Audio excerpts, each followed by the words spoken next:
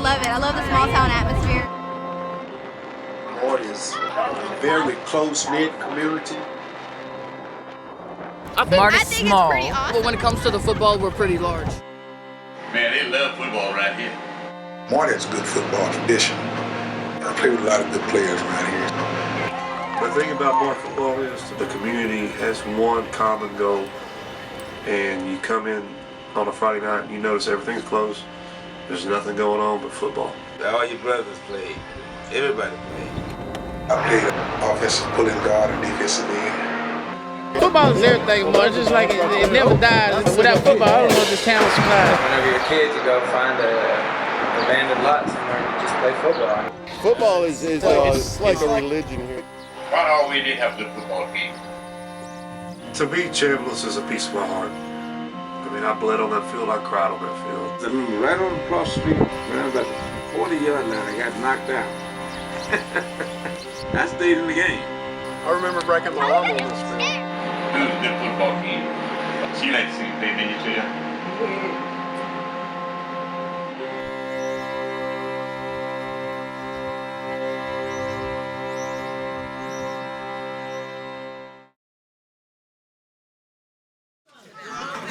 I don't know who this is. I can sit down and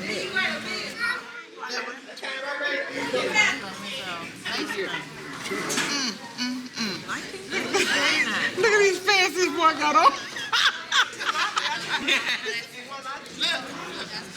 Okay, this right here is got to be a Salida. Hey, Ruben, that look like you. Look kind of like the Union Dolphins. One of them Dolphins girl on.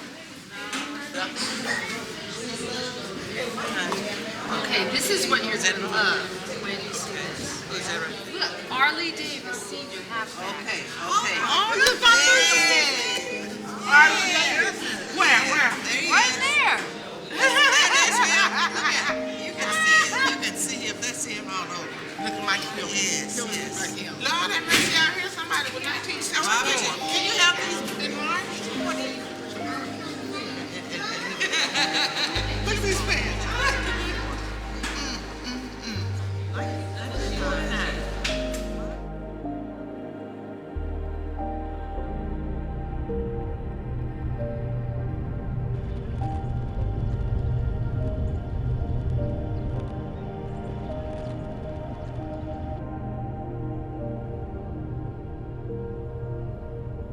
When you talk about segregation and the harsh part of it, most time you don't see it because you don't come in contact with white people. You never come in contact with white people. You're totally segregated. I remember one time we used to play football when we were like 12, 13 years old. We did some of that every once in a while. See them out there and we just start playing. Then you had some white kids, just like their parents, racist as they could be.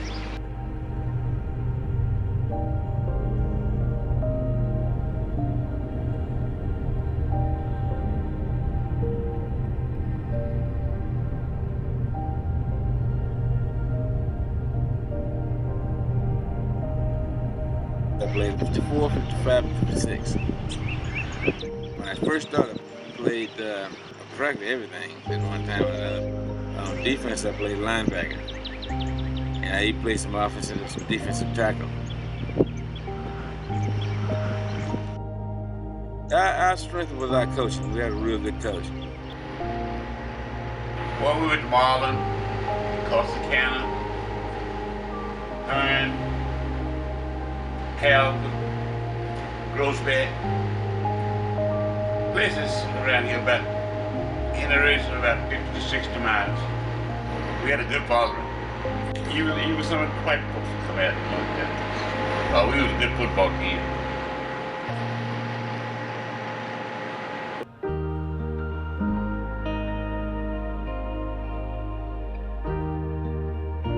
There was an Anderson High. Yeah. There was a Mart High. There was all of that. But when they merged, there were some issues. Now, there's more of a relationship. I don't know how good it is. But that's not as bad as it used to be. That's positive, I think. We all love each other on Friday nights. You may not like the person next to you, but you all, that's what you want is the win. On game night, you have the most mixed crowd you could ever have. You didn't really worry about the divisions. You really was focused on Mart. There could have been a dude that absolutely hated me off the field for dating his daughter, but he shook my hand that night because of what he believed in and what we were doing for the town. We had a fire on Pearl Street, really bad fire, earlier in the month. And I mean, it didn't matter what color you were, we were all putting that fire out. That's the whole community coming together. That's what we have.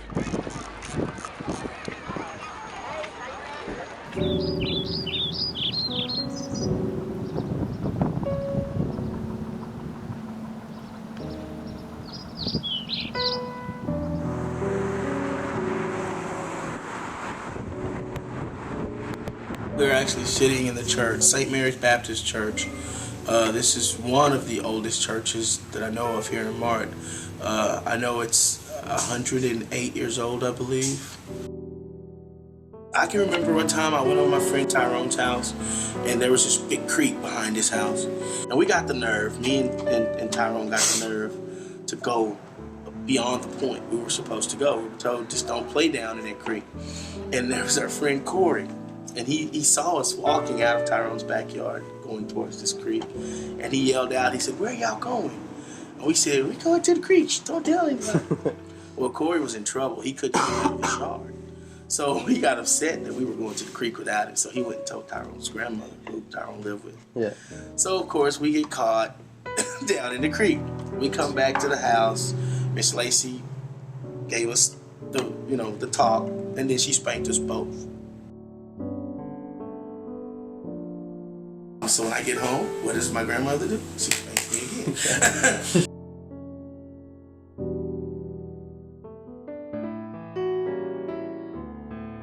There was an old barber shop that sat 2 lots over from the hall.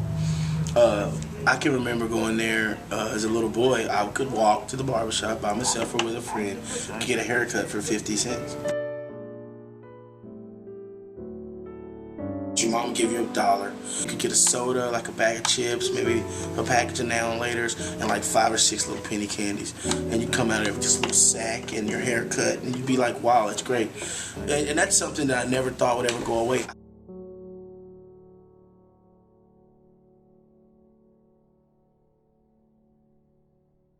Right, beside the hall was the house.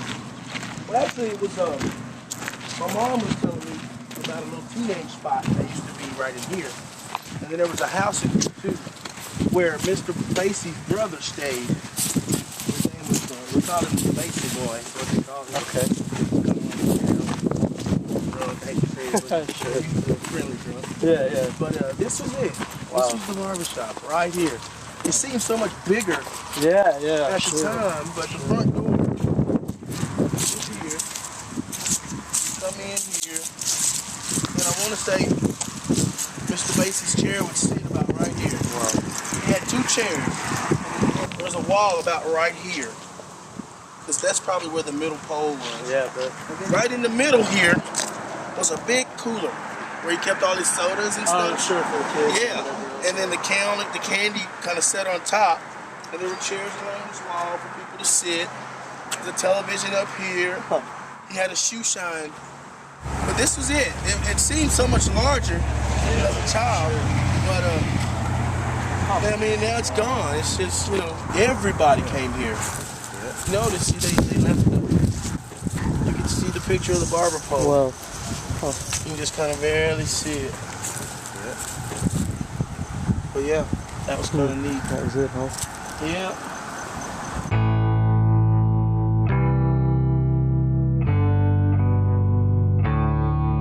Probably the most important thing that ever happened to Mart was when the railroad came through. They called it the INGN, and it came through shortly after 1900.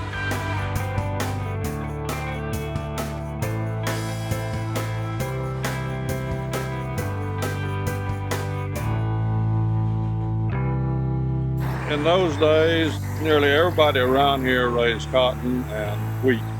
Back in the days, used to pick cotton, hay, Work in the stores, whatever you find. There was 5 gyms here in Mart. At one time, the largest round bale gym in the world was located here in Mart, Texas.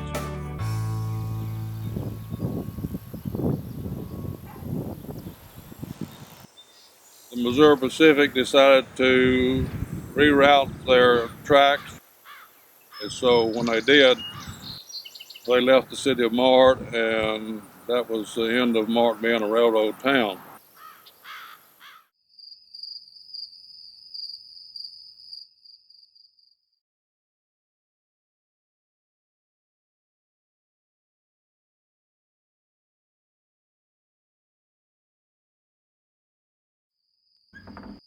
When I was growing up here, it was always well kept, and the most important thing, people had jobs. It was a real farming community. They had a lot of working farms around here that they don't have anymore. And I think that's mainly the decline. The farming community slips, then the whole town slips. But what the problem is now is this overall decline of the community. There's nothing in this town look as nice as it used to be. That's what strikes you when you first come back after 20 or 30 years or more. It's run down and just stores closed. You got a town right here we're out of money. We've got streets they're not really functional. They're rough. We got a water system that's on the decline. And then you've also got issues with just money, federal money. Everything is tight now. But you got that football Band-Aid. We always know we have the fall to look forward to. That's the only thing that's positive, I think. They're still holding that part of it up, that's for sure.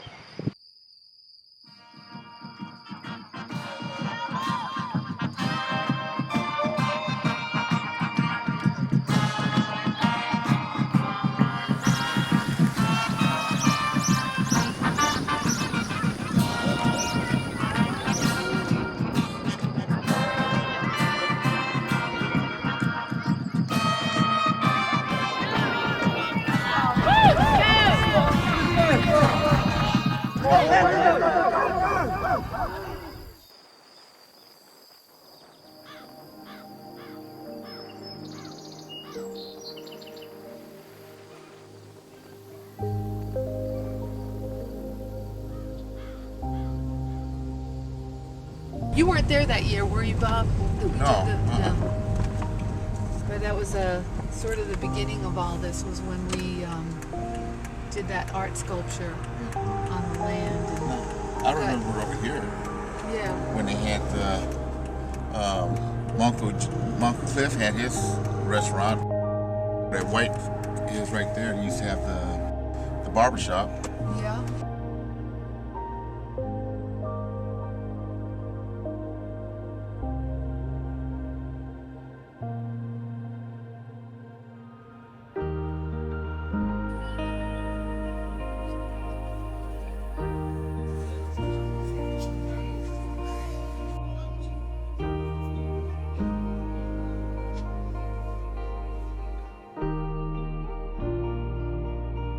So we're at 317 North Fall Street. I'm Paula Gerstenblatt, Paula Gerstenblatt Davis. My husband is Tom Davis, who was born and raised here in Mart. I listened to a lot of stories about Mart, Texas growing up, and even though it was the era of segregation, his stories really described a vibrant and thriving and closely knit Black community here. I remember my grandfather, I come down and my grandfather used to take me to the power plant where he used to work. We used to come down here a lot. Family used to gather out here on the weekends a lot. Summer times, I would spend all my summer down here pretty much. I think they had a tree a little bit closer to the road. And that might be the same tree. My uncle, Augustus, used to live right across the street here. Every once in a while he would take me, I would go with him, and he would take me fishing.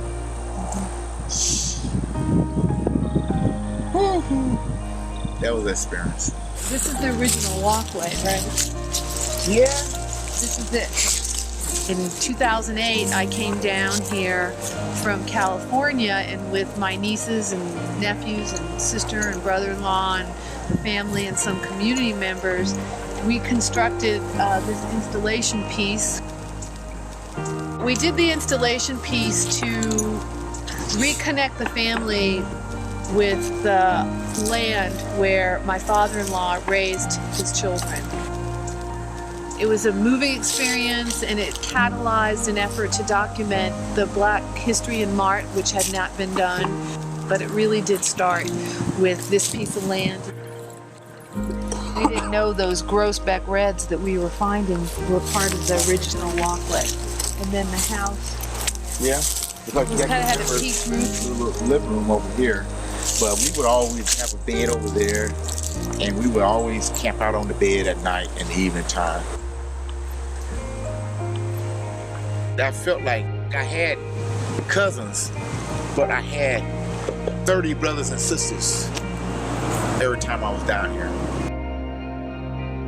Every time I come down here, I just have so many great memories.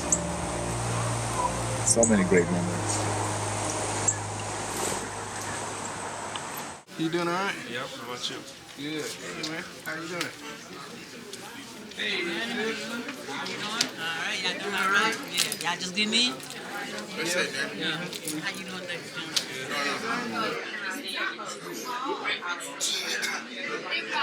When I asked them to do something, I said, what? I'm sick. I said, you're as sick as I am. She started laughing. I know the person. Oh, this is my brother's baby. Oh. Foundation of soul. Okay, well, everybody, thanks for coming out and inaugurating the first permanent Black History exhibit in Mart, Texas. About a year ago, we vowed to put some Black history in this library so that the residents of this community could recognize the contribution and acknowledge the presence of the Black community here. This project is about hope, healing, and reconciliation. It's folks here locally that were excited about the project, willing to do the work, willing to make the effort to get it done. And so what we're excited about is we're going to make sure the things that have been collected and gathered, I work on the oral history side, those stories that have been gathered, we're going to take care of them from now on. So in 100 years and 200 years, when people want to understand what it was like in this community at this time, they'll hear the words of the people who lived through this time. And so, because it's the work of local people that made it be accomplished.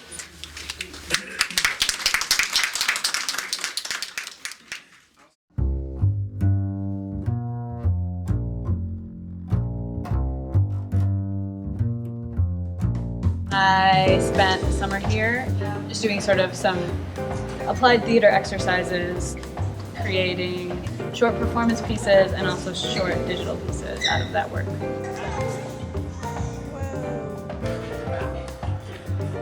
My most recent thought is maybe training teams of a teacher and a high school student who are interested in this work, and then those teams going into classrooms and doing this kind of work. We're going to start making collages today. Hopefully any media that you have, you can upload them.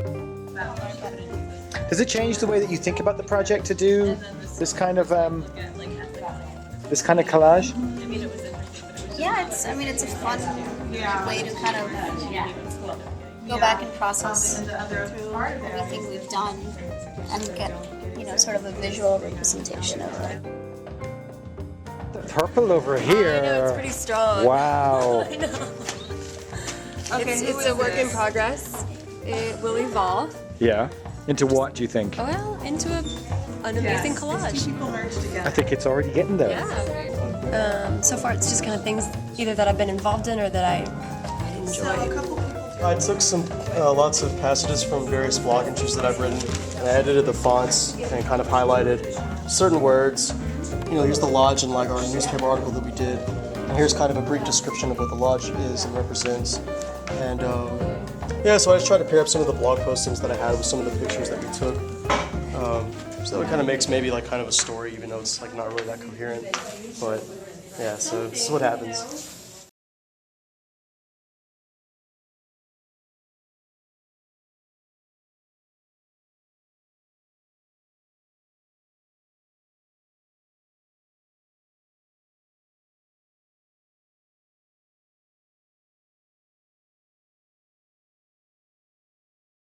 When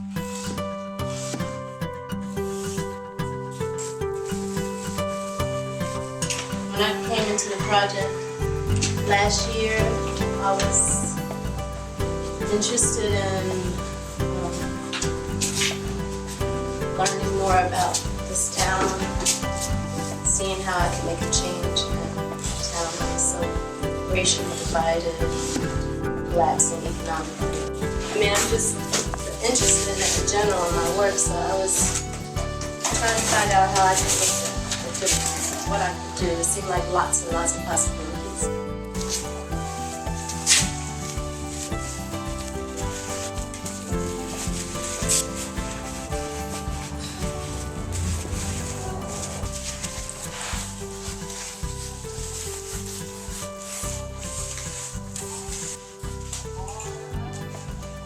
The Smart Art Community Project is just, once again, how we can try to move things, mentality, and people, and bring change in a community of human beings through the mean of, creativity. Something which is inside any kind of human being. It's a project initiated by people who have vision for this town to create change and include the community in that change. And this mosaic mural work, it's an expansion on work that I started last year. And I worked with the community and got the community involved and found that it was like many layers of work. It wasn't just doing a beautiful mural that would show up on the wall. But it was about interacting with people, about learning from people, about learning about Mart, about the history of this place.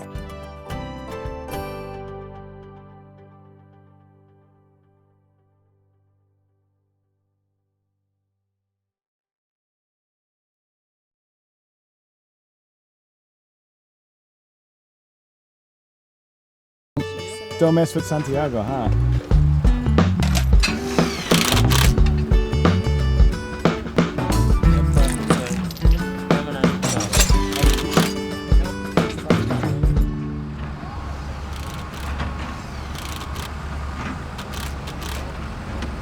Chambless is interesting because historically lots of things have happened over there. Through society, through race, through identity, because it marks in a way the identity of this community. We're in the concession stand, so these roll-up windows, this is where there's an old popcorn machine here. This is where they sold snacks. And then the ticket booth is right next door. The fantasy has been to take what exists here and repurpose it into something new to serve as a hub for the community and be the sort of birthplace of things like gardens and walking paths and art. I am going to help with the mural on the outside of the building, and I brought one of my mosaic windows that I did a few years ago. Lovely. And hopefully they'll put it to use here. I'm adhering pieces of tile to a mosaic. This was my first time. I'm scoring and cutting glass for the mosaic. To do something on this field that means so much to everybody, and to be here and making this that can be used by the community and by our project going forward is so exciting.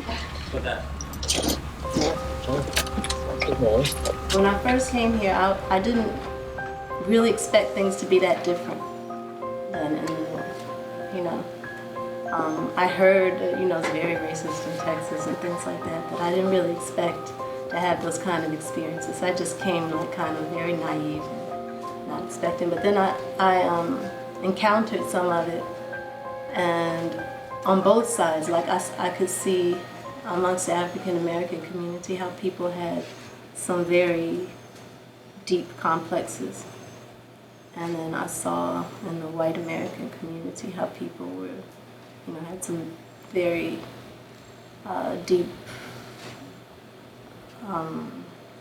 feelings of racism, but also like sometimes it manifests as like not really having a relationship with the other side, you know, not really being used to being close to people like that, people who look different than us.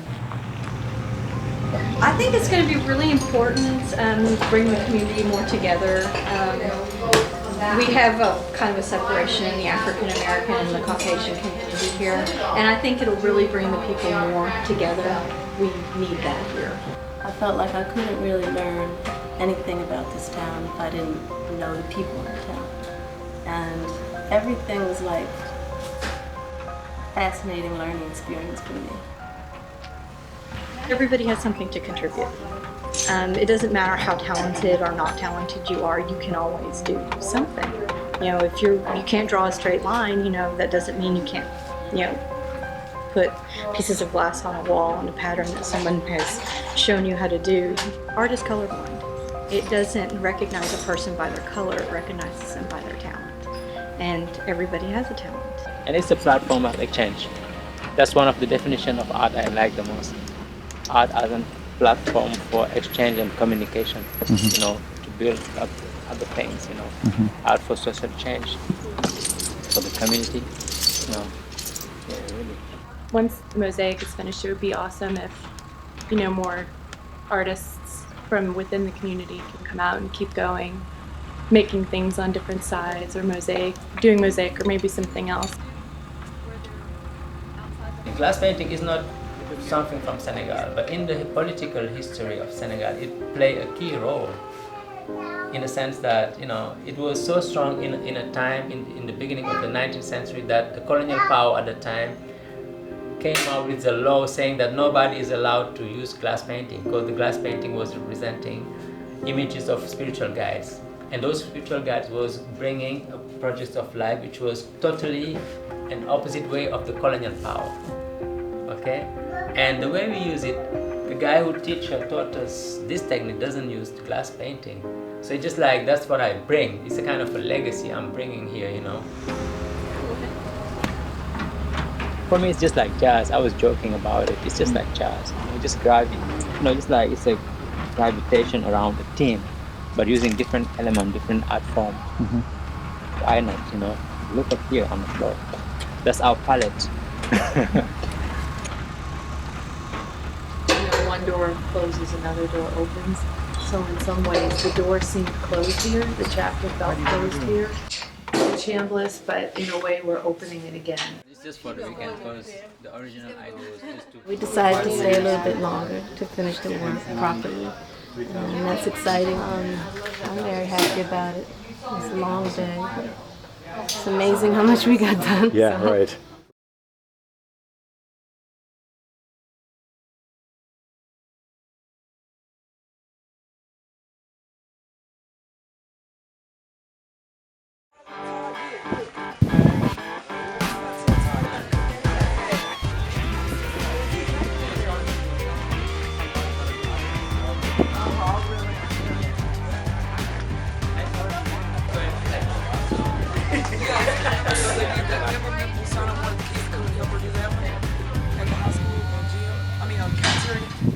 For 3 years I've been talking about Chambless Field, and this is a really, really special, very special moment.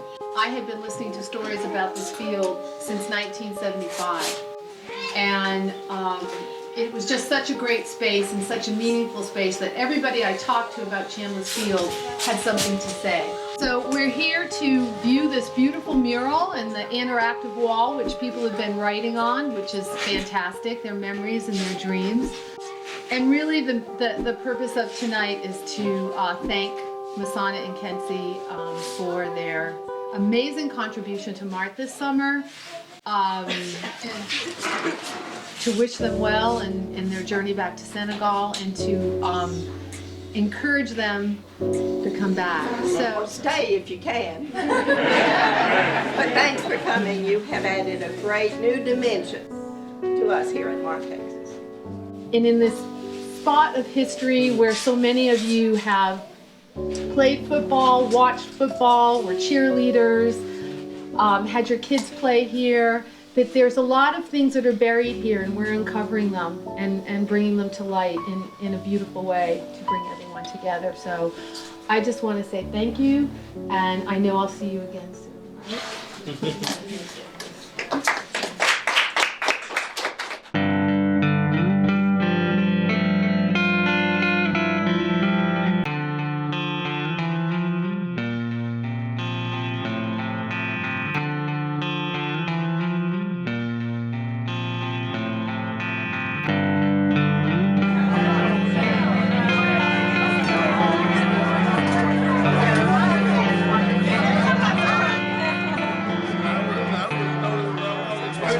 Pretty unique. I don't know who generated this. Looks like they put a lot of work into it. Kind of capture some different things of the road through Chambless field. And, I don't know. It just seems like it's kind of ties into the city. You know? I don't know who's behind that, but it looks pretty good. It's good. I mean, I think it's great. Today's the first day I've seen it. Yeah, me too.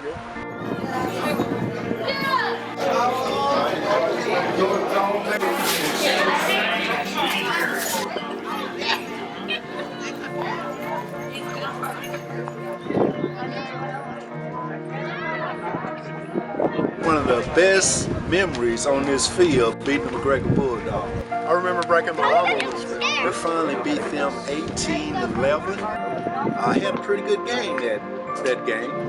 11 tackles, made a fumble recovery, block punt, and also a touchdown. Our senior year, we lost one game, and it was here on this field, and we lost it right here in this end zone to McGregor. We scored a touchdown, and we were ahead 6-0 to right to the end of the game. And then McGregor threw a pass right at the end of the game, and on film, we could see it, but the referee couldn't see it. And they threw a pass, and it landed on the ground next to the guy, and he scooped it up against him, and the referee gave him a touchdown. They kicked the extra point and beat us 7-6, and that was the only game we lost in the regular season that year. Back then, they called it film sport. I tell you, 7th grade on up. Growing out of high school, I never lost a game on Chambless field. The band was really impressive. They would line up from one end of the end zone to the other in a straight line. And they came out to, remember Rubber Band Man? And it sounded great. I performed in front of the band at halftime with drum major. We went ahead of the band, but that's what they did all the dancing. We had this kid named R.D. Slay. Like one of those guys like to juke. He got down the goal line, instead of going across the goal line, he started juking it going on. And they caught him before he got across the goal line. Everybody was mad at him. He could have made the touchdown easily. I know one night we was playing the Ellen's Academy out of Bryan. And boy, tomorrow we for a touchdown. And I was telling you, I thought that was pretty funny. I remember throwing a middle screen. We usually played one time a game. And my running back was Willie Satchel. He never tied his shoes. He always kept his shoes untied. And I remember my linemen loved to release their blocks so the quarterback would get hit on this play. So we would drop back, and of course everybody released their blocks, and I didn't look on the ground. And we threw this pass one time a game, every game, and scored wherever we were at on the field. I'll never forget that. It didn't matter where we were at. If we were on the 15-yard line and we ran the middle screen, we would score with it. And I remember laying on the ground and watching Willie run down the field and his shoestrings flopping. Yes, that's another memory actually, is when the game was over, all the little kids would flood out onto the field so they could get in some playing time before they were chased off the field and the lights went down. There's a lot of tradition out there. The field was built, played the first game in 1933. 1933, was that with Mart High School? Yeah. Played girls ball. Oh, did we win? I don't remember. Seemed like we did. All right. I'm sure we did.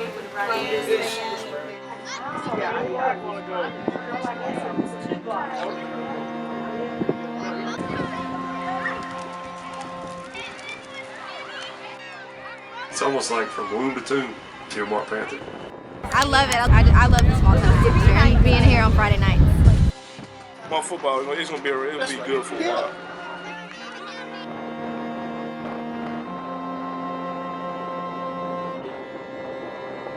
Friday night comes, everyone's here and everyone's a family. Everyone's up in the stands for the same thing, which is to cheer on the team.